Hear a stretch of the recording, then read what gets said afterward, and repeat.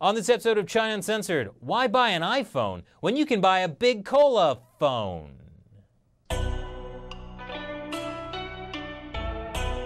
Hi, welcome to the one and only China Uncensored. I'm your host, Chris Chappell. I know a thing or two about knockoffs. You know, things that look like the original but maybe aren't exactly the same, but pretty close. It's true though that when it comes to knockoffs, China is the undisputed king. And it's largely thanks to loose intellectual property laws and, well, people generally not caring about the laws that are in place. Plus a Chinese court system that usually rules in favor of homegrown Chinese companies. Take the iPhone. No, not that iPhone. That's a Chinese leather goods maker that beat Apple to the iPhone trademark in China. I'm talking about the never-ending stream of cellular handheld devices that look suspiciously like Apple's iPhone. Here are my top 5. Number 5. Oppo China Style. This is the Oppo. A quick glance at their website makes it pretty clear where they get their inspiration. But they slightly changed the shape of the home button, you say. Yes, but these phones, the F3 and F3 Plus, otherwise look pretty much exactly like iPhones. They even follow Apple's color options.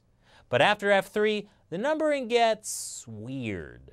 There's the A77, the R9S Plus, the A39, the N3, the N1 Mini, and the awkwardly named Find 7A.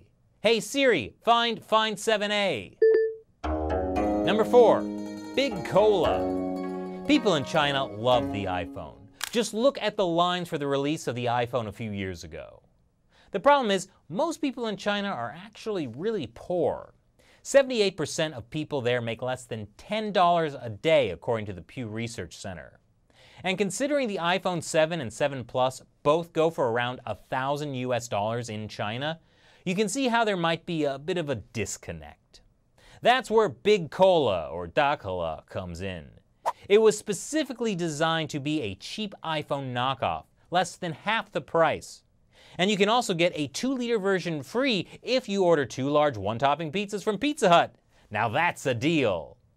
In fact, a few years ago, the Big Cola was even hailed as the best iPhone knockoff. Yes, this was a whole industry in China. But the company folded. What happened? Did people start buying the real thing? No. Other, larger Chinese companies with dubious ties to the government decided to get in on the fake iPhone game and dominated the market. And that brings us to number 3, a supernova. You see, what Big Cola really was lacking was big-name celebrity endorsement that only a mega telecommunications giant like Huawei could reel in. Sure, it's an iPhone knockoff, but it's endorsed by Chinese heartthrob singer Zhang Yixing. And it's not just the Nova. The Huawei P10 is also basically an iPhone clone. Now sure, having a Huawei device may have its downsides.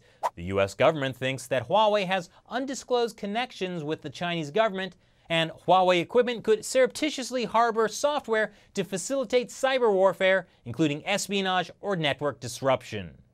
But don't worry, they were talking about Huawei's telecommunications equipment, not their phones, which I'm sure are safe.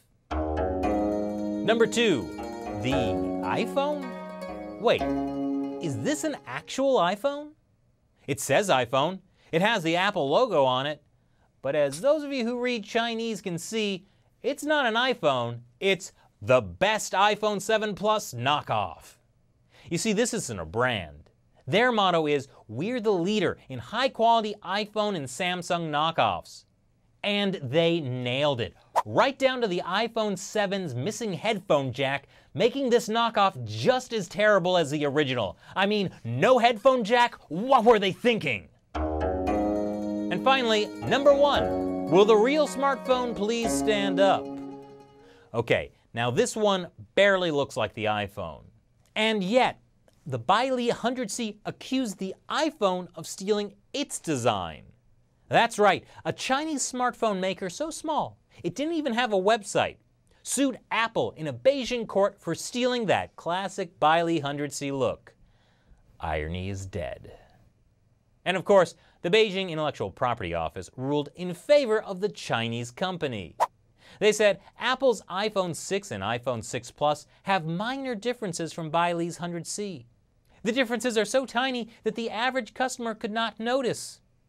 The result? Apple was banned from selling the iPhone 6 in Beijing. Of course, Apple immediately appealed, and there was no actual break in people being able to buy the real iPhone. Apple did eventually win. It helped that Bailei was a defunct company by then anyway. But if an out-of-business Chinese knockoff can sue Apple for stealing its design and win, at least for a little while, actually I don't know what that says. How about you tell me what you think it means? Leave your comments below. Thanks for watching this episode of China Uncensored. Once again, I'm your host, Chris Chappell. See you next time.